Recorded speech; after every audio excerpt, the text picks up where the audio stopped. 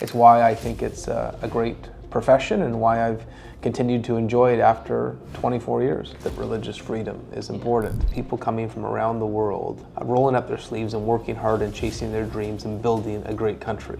So we're going to continue to be a welcoming country, an inclusive country. We need to make sure that we always look at our immigration system and say, how can we make it stronger? How can we make it better? If I look at the international student program, it was set up in a manner where many international students were taken advantage of.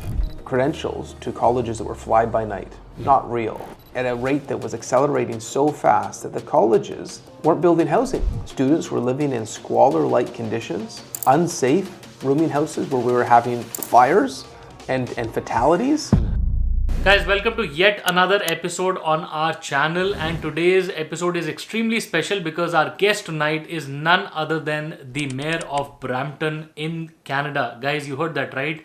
Mayor Patrick Brown is our guest tonight, and tonight's conversation is all about his ideologies, the way he runs this city, his personal space, his professional space, his take on international students, the recent immigration policies, and everything will be discussed. Even though we got a small, tiny bit of time out of his busy time in the office, because he's a busy man, as you can understand, but still the conversation was very productive, got into what he's thinking and got into the head of the man who's running the city.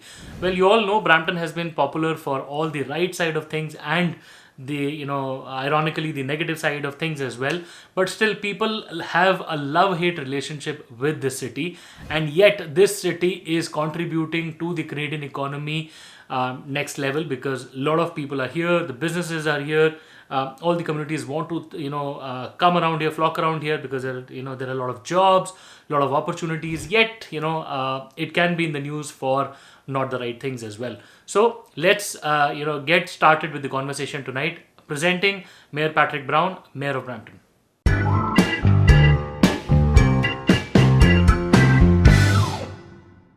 To start off, I did speak to a couple of people who are there on the channel, and everybody said it'll be great to know that what inspired you to pursue a career in public service, and how have your personal experiences shaped your career so far?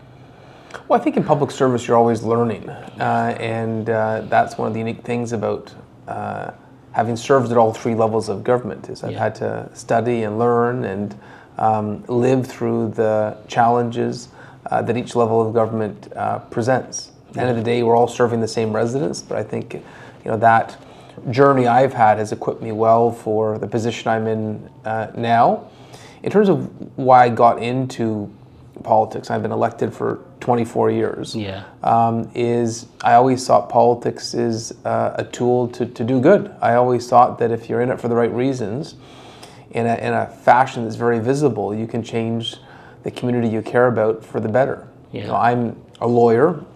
I never felt going to the courthouse, even though the remuneration would be much more lucrative, I never felt I was making a difference. I didn't want a job that was about a paycheck. I wanted a job that was about doing something tangible, making a difference. And what I love about public service is if you see a hospital being built or a new park or a new rec center, you can see with your own eyes the results of the effort that you've put in. And it's why I think it's a great profession and why I've continued to enjoy it after 24 years. Yes. And I saw that you started from Barrie, and today you've been re-elected as the Mayor of Brampton. But then with the growing immigrant population in Brampton and the different kind of cultural communities that are here, especially looking at the South Asian communities or the other ones, many leaders can gain support if they belong to a particular community.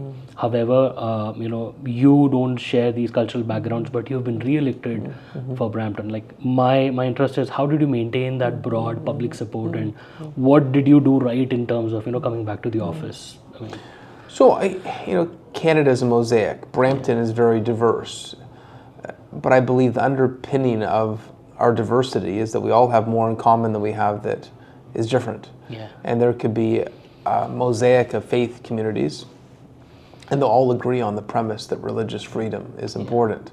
There could be a mosaic of races, and the one thing everyone agrees on is the premise of equal opportunity. We all want to work hard and and chase our dreams and not face systemic barriers.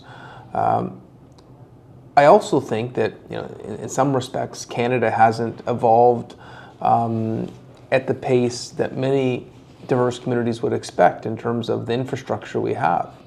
Creating those opportunities within government, or frankly, even how we build infrastructure. And one thing that I've done is always tried to push government to move faster, to create opportunities, to make sure what we spend funds on is reflective of the nature of our city today. And a great example would be, before I got elected, in Brampton, we spent less than 0.01% of our city recreation budget on cricket. Yeah. Yet the number one wait list in the cricket for a sport was cricket.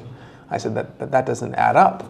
Why have we ignored this sport? And in my 6 years as mayor, we went from having very minimal cricket amenities to having the best in the country. Yes. And so that's an example of how I have been a catalyst for change that is reflective of the residents' aspirations. And so I view my position as an opportunity to move files forward and to be the voice of residents. And I think the reason that wherever I have served, I have increased my margins and been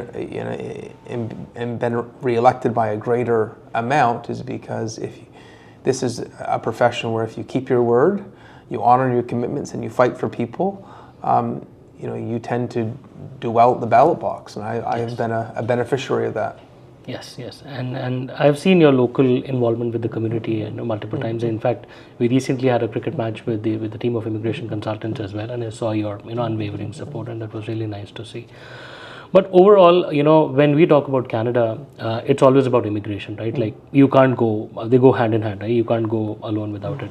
Now, when we talk about immigration, I just want your opinion on this, or maybe a view on this, that what's been happening in Canada at the moment with the immigration policies, and we know that in the international student protests that have been going around. First of all, what do you think if these changing policies of reducing the number of immigrants / international students, how is that going to affect Brampton as a city? Like, do you think there's going to be some tangible effect? Canada is a country that has been based on immigration. Yeah. Unless you're Indigenous, everyone's come from somewhere. Yeah. We're a story of people coming from around the world, rolling up their sleeves and working hard and chasing their dreams and building a great country. So we're going to continue to be a welcoming country, an inclusive country. That's part of Canada's success story, and I think we won the lottery to live in this country. At the same time, we need to make sure that we always look at our immigration system and say, how can we make it stronger? How can we make it better? Where are there weaknesses? Under a previous prime minister, they tried to link immigration better to the skill shortages that existed in the country.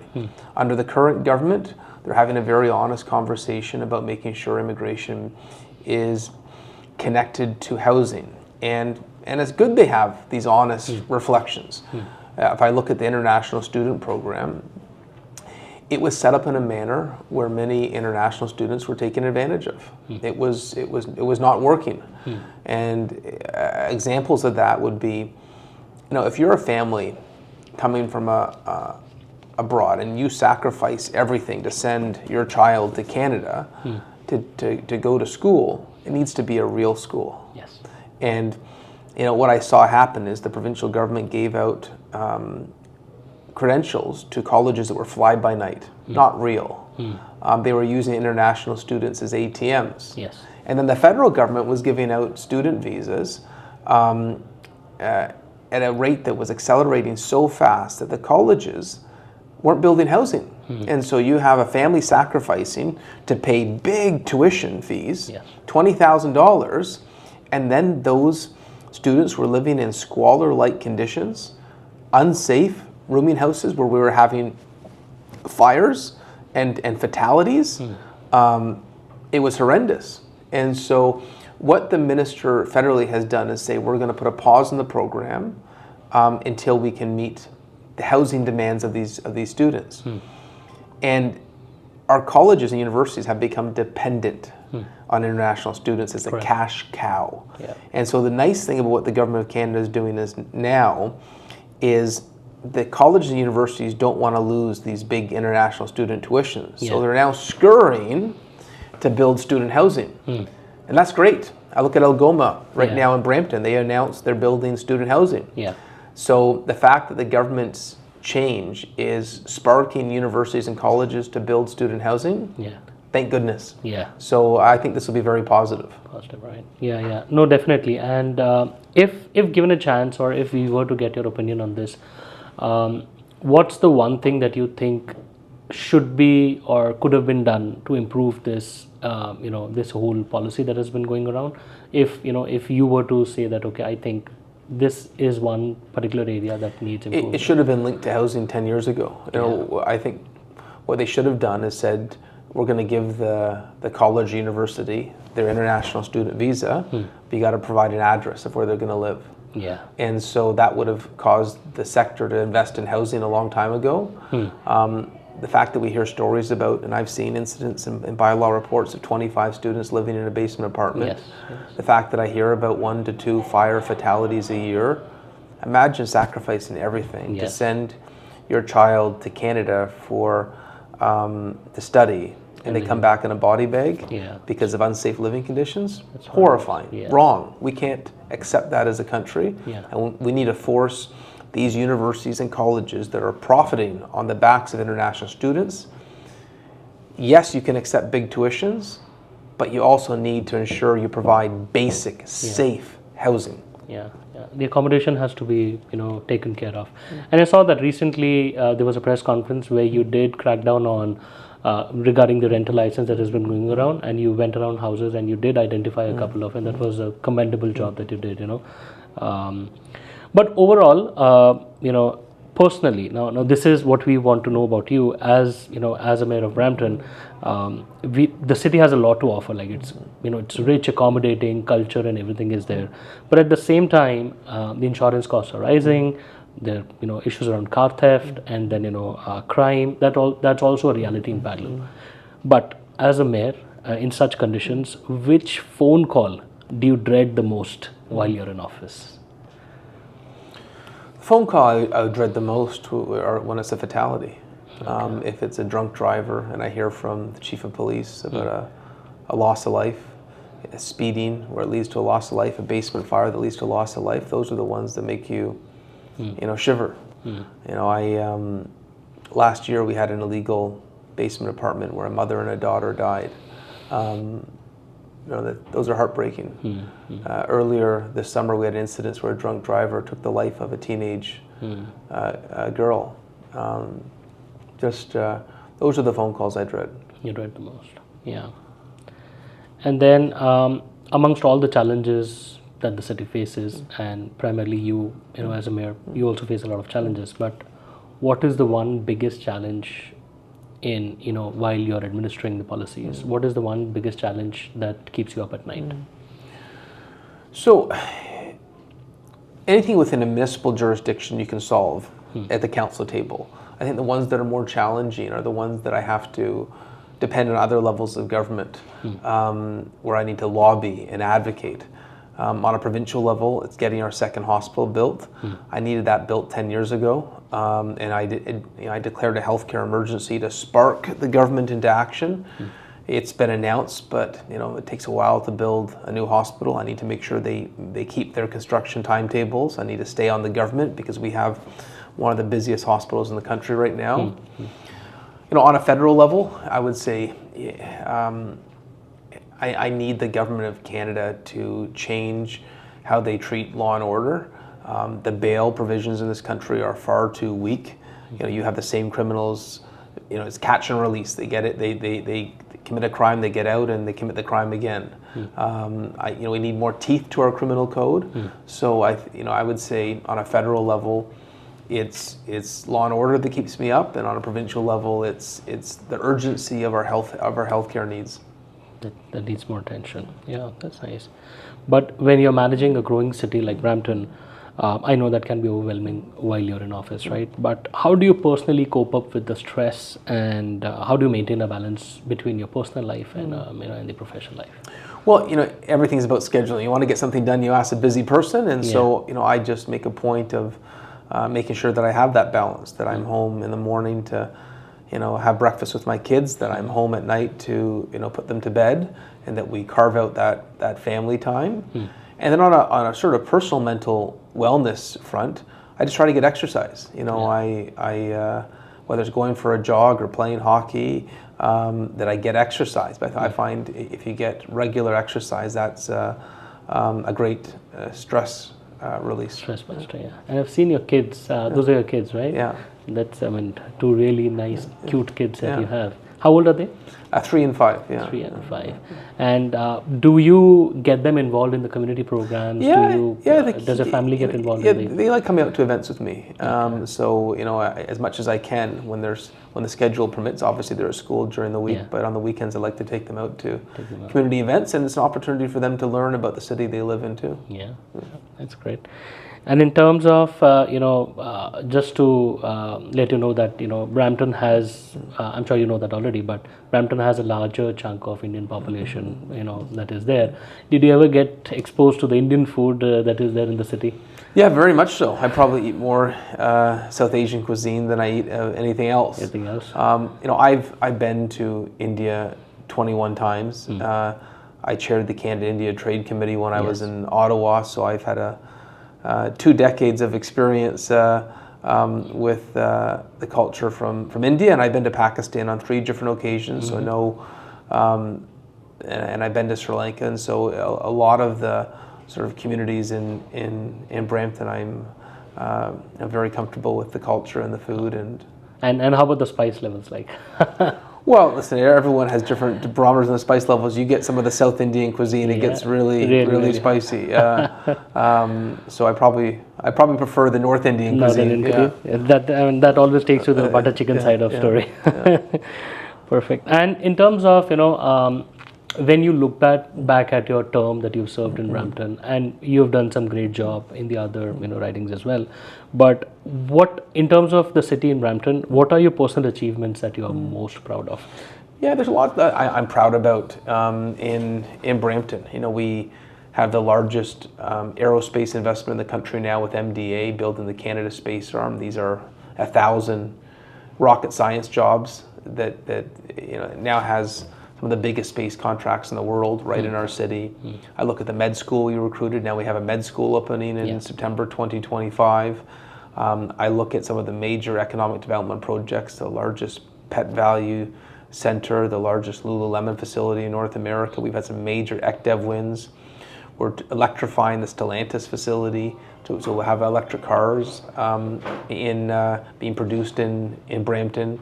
I'd also add that the second hospital construction starts next year. We've got a regional cancer center coming. We're opening the first new police division in 50 years, so we'll be equipping the police with new tools.